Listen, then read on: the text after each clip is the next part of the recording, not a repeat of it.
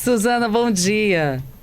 Bom dia, Patrícia. Obrigada pela oportunidade de falar com você e com os ouvintes da CBN Vitória. Você já usou orelhão, Suzana? Já sim. Eu tô tão saudosista quanto vocês. Você é do Rio de Janeiro? Eu sou do Rio de Janeiro, mas atualmente morando em Brasília. Já me considero uma candanga. Tá certo. Rio de Janeiro, eu sou do Rio também, por isso que eu te perguntei isso. E a gente tinha praticamente um orelhão em cada esquina. Quando a gente veio aqui para o Espírito Santo também tinham bastante orelhões. E eu sou da época da ficha. Você é também ou você já é da época do cartão? Eu sou das duas épocas, né? Mas reconheço a ficha também igualmente a você. Pois é, e agora a gente vai lembrando, vai vendo cenas de filmes mais antigos e vai recordando isso e percebe que não se vê mais orelhões como se via antigamente, resultado dessas novas tecnologias da comunicação que a gente vem vivendo, né, Suzana? Exatamente, Patrícia. O filme, ele traz um retrato histórico, né, de uma época e eu acho que os serviços de telecomunicações, eles são algo muito presente na vida das pessoas. Né? Uhum. Então ele traz o orelhão como um marco da década de 70, né? Onde era uma época que a gente tinha realmente só a telefonia fixa. Então a forma que as pessoas tinham de se comunicar quando estavam fora de casa era justamente o que a gente chama de telefone de uso público formalmente, mas carinhosamente, né, batizado pela população como um orelhão, que era aquela cúpula de vidro, de fibra de vidro, com um aparelho ali, né, dentro dela, em que a pessoa podia utilizar uma ficha, posteriormente um cartão, para se comunicar. Uhum. E isso era uma realidade realmente que perdurou de uma maneira muito forte até o final da década de 90. Então, quando a gente tem ali o final da década de 90, a gente começa a ter a entrada da telefonia móvel, da telefonia celular no país, ainda de uma forma tímida. Eu acho que você deve lembrar, eu vou fazer aqui um exercício de nostalgia, né? Que a gente tinha o tijolão, né? Sim. E que posteriormente ele foi diminuindo o tamanho do aparelho para que ficasse uma coisa, inclusive, como a gente tem hoje, mais palatável, né? Uhum. E aí, assim, a gente tem, no final da década de 90, as primeiras licitações da telefonia celular, mas a partir de 2007, o que a gente começa a observar são editais de licitação em que a gente já tinha, além da telefonia móvel, a gente falando só em voz, também conectividade, que a gente começa com o edital do 3G em 2007, né? Então a gente tem em 2007 o edital do 3G, em 2010 da banda H, 2012 o 4G e recentemente em 2021 o 5G. E todos esses editais, eles tiveram um formato que é um pouco diferente do que a gente antes estava acostumado. São editais de licitação para o uso da radiofrequência, né, pelos proponentes vencedores que desejam prestar esse serviço de telefonia móvel, que é dependente do uso dessa radiofrequência. Antes a gente tinha editais que eles eram puramente arrecadatórios. Então, o que isso quer dizer? Quem ganhava o edital de licitação pagava uma quantia que ia para o Tesouro Nacional. A partir de 2027, a gente tem uma parcela que sim, acontece isso, mas a gente também tem uma parcela que é convertida em obrigações de cobertura para essas proponentes vencedoras. E com isso elas passam a ser obrigadas a expandir o serviço de telefonia móvel, né? E combina com o que a gente tem hoje, né? Essa realidade que a gente tem hoje, mais acessos de telefonia móvel do que habitantes. Então, se a gente fala em 270 milhões de acessos de telefonia móvel, enquanto a gente tem 213 milhões de habitantes. Então, se antes, para as pessoas se comunicarem na rua, a única forma era o orelhão, hoje a grande maioria, né, tem uma plataforma na sua mão com várias funcionalidades. A gente observa aí o comportamento, né, da população, A gente nota as gerações mais novas, inclusive, elas usam muito pouco voz, né? Elas preferem teclar, né? Então é uma mudança que vem, de alguma forma, a gente acompanhando as necessidades da população, né? E essa mudança de comportamento. É na palma da mão e a qualquer hora, né? Porque tinha horário também que você buscava e encontrava orelhão com fila ou sem fila. Exatamente, e de uma maneira até mais pessoal, né, Patrícia? Mais intimista, porque todo mundo ouvia a sua conversa na fila do orelhão. E o pessoal ficava regulando o tempo. Você chegava lá com um saquinho de ficha, o pessoal já olhava de cara feia e pedia para entrar na sua frente. É verdade. Vamos lá, Suzana. O Espírito Santo, a gente já tem aqui ouvintes participando com a gente, tá? Deixa eu ver aqui, ó. O Valdir dizendo: aqui no meu bairro, Barra de Fátima, na Serra, tem um orelhão, eu só não sei se funciona. E o Leonardo de Guarapari dizendo também que lá em Santa Mônica tem um orelhão, a cúpula já está até no chão, ou seja, ele não está funcionando. Temos orelhões no estado funcionando? Temos, Patrícia. O que acontece... Temos sim. Olha, o que acontece é que em 2025 a gente teve uma mudança grande da telefonia fixa, tá? A telefonia fixa, ela era o serviço a ser universalizado desde que a gente tem a Lei Geral de Telecomunicações, tá? Então, ele era prestado sob o regime de concessão e isso importava em uma série de obrigações. O que a gente percebeu ao longo do tempo é que hoje o interesse pela telefonia fixa, até pela evolução das tecnologias, não é mais o mesmo. Então, em 2025, a gente passou aqui por um grande processo de adaptação dessas concessões, para que elas passassem a ser prestadas num regime de autorização, que é um regime mais flexível, que não tem tantas obrigações. E com isso, o que a gente percebe é que, embora se mantenham obrigações relativas à qualidade do serviço, né, e que ele esteja disponível, a gente já não tem mais todas aquelas obrigações para manutenção desses orelhões, como antes a gente tinha. Então, hoje, é obrigatório que eles ainda sejam mantidos nas localidades em que a gente não tem um outro serviço de voz. Então, no Espírito Santo, eu tenho aqui a informação de que nós temos ainda 14 localidades em que a gente tem a necessidade do orelhão ser mantido, pelo menos nesse momento, até que a gente tenha um outro serviço, uma outra tecnologia em que haja disponibilidade de serviço de voz, para que aí, então, a gente também deixe de ter essa obrigação do orelhão nessas 14 localidades. Tudo bem que não há mais a obrigação de manutenção, até porque todo mundo tem o acesso, na maior parte do Brasil, né, aos serviços de telefonia móvel. Mas nem a retirada dos aparelhos, porque em alguns pontos acaba virando lixo, pode até ser perigoso. A gente está falando de uma cúpula de fibra de vidro, né, que pode machucar. Nem a obrigação de fazer a retirada e tentar reciclar o material, não sei se dá, isso também não precisa?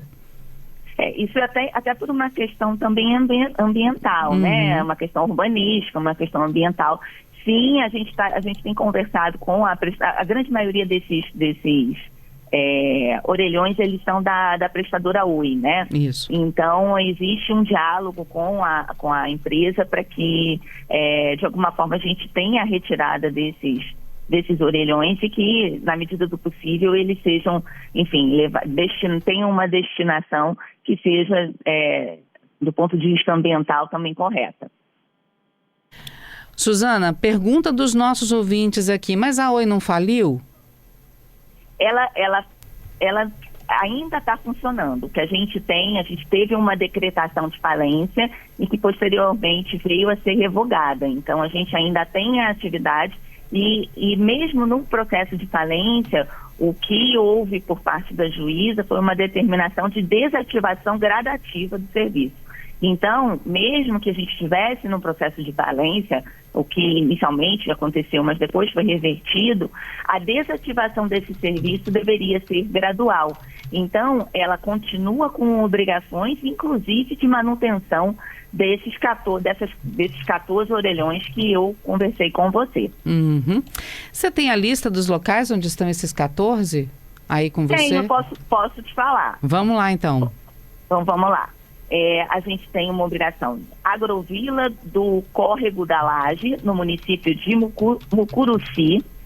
Agrovila, isso, Mucurici, exatamente. Agrovila do Floresta, no município de Alegre, sul do estado. Água Boa, no município também de Mucurici. Chapadão das Palminhas, no município de Linhares. 5 Pontões, no município de Laranja da Terra. Córrego da Areia, no município de São Mateus. 2 de Setembro, no município de Ecoporanga. Japira, no município de Linhares. Nova Lima, no município de São Mateus. Santa Leocádia, no município de São Mateus também. São Paulo, no município de Presidente Kennedy. São Sebastião da Barra Seca, no município de São Gabriel da Palha. Vieira Machado, no município de Muniz Freire. E Vila Palmares, no município de Barra de São Francisco. E a gente ainda tem uma obrigação, esses são da Oi, mas também existe uma obrigação de um orelhão que deve ser mantido pela concessionária Claro, no posto oceanográfico da Ilha da Trindade, que fica na Ilha da Trindade. Olha que legal. Existe ainda essa obrigação, que aí esse é da Claro. E aí, no caso desse orelhão, né? Agora, curiosidade mesmo, né? No caso desse orelhão na Ilha de Trindade, como é que ele funciona? Ficha, cartão, ligação direta? Quem liga de lá? E quem recebe ligação de lá? Ele, na verdade, eu acredito que deva ser algo relacionado ao satélite, né? Porque ele está no meio do mar. Numa ilha, né? No meio do mar. Mas a gente provavelmente também tem algum tipo de ligação, ou até algum tipo de telefonia móvel, né? Que ele tem aquele formato de orelhão, mas de alguma forma ele funciona com a tecnologia de telefonia móvel. É mais prático e mais barato também. Legal. Então a gente tem a Ilha de Trindade. Entra como Vitória? Entra como Vitória. É a capital, né, do estado. Então a gente tem a Ilha de Trindade, Vitória, tem Alegre, Barra de São Francisco, Ecoporanga, Laranja da Terra, Linhares, Mucurici, Muniz Freire, Presidente Kennedy, São Gabriel da Palha e São Mateus. São 10 municípios do estado com 14 orelhões ao todo. Exatamente. Que legal. E eles estão funcionando. No caso de alguém procurá-lo, são localidades mais remotas, né? Que não têm acesso fácil à telefonia móvel, por isso que esses orelhões são mantidos, certo, Suzana? Exato, Patrícia, por isso mesmo. Caso apareçam ou tenham algum tipo de problema, como é que é a comunicação desses locais, dessas comunidades com vocês para avisar, olha, o orelhão aqui parou? Como é que é isso? Nós temos os canais de comunicação oficiais com a Anatel, né? Mas eles ou pelo 1331 ou pelo 1332, que são canais, por telefone, ou ainda no aplicativo Anatel Consumidor, onde também pode ser registrada uma reclamação. Agora aqui, o ouvinte conosco de novo dizendo, fui dar uma olhada lá no orelhão, não está funcionando não, pelo contrário, está todo detonado. Se não há essa obrigatoriedade, até por uma questão ambiental, quem que pode tirar? Alguém pode tirar isso de lá? Eu acredito, Patrícia, a gente tem trabalhado para que isso seja feito gradativamente. Como essa conversa que a gente teve, essa questão de desativação de 2025, é um processo que ainda está em andamento. Então, é algo que precisa ser feito até por uma questão, como eu falei, ambiental, né? Uma questão urbanística, porque é muito feio, né? Aquilo ali jogado, né? na cidade. Então, é algo que realmente o ouvinte tem toda a razão, precisa ser trabalhado e a gente pretende que isso seja feito agora ao longo desse ano. E aí vocês vão discutir, inclusive, quem vai tirar? Se vai ser determinação o quê? Da operadora, da prefeitura? A própria operadora. Eu posso te falar que alguns municípios e até alguns estados, nós já fomos procurados, porque como há o interesse em manter a cidade, né, organizada, os próprios municípios ou o próprio estado se encarregou de fazer esse recolhimento, até para que isso fosse acelerado.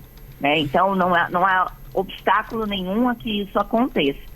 Mas isso não exime a prestadora, né, da sua obrigação de retirar aquilo ali que não está sendo mais utilizado. Entendo. Olha só para você ouvir o registro aqui dos nossos ouvintes, a Janaína de Vila Velha dizendo que tem o orelhão no Shopping Boulevard Vila Velha e que ainda funciona. Ela diz que não faz muito tempo que ela falou nele, inclusive, mas ele ainda estava funcionando. Claudeni dizendo que tem um orelhão também em Vitória, no bairro do Cabral, na rua do lado da unidade de saúde, mas esse também não funciona. E o Lenaldo, lá dos Estados Unidos, ouvindo a gente aqui em Vitória, no Espírito Santo, dizendo que ele também era um dos que usava muito orelhão, gastava muita ficha. E o pessoal olhava assim, esse vai demorar.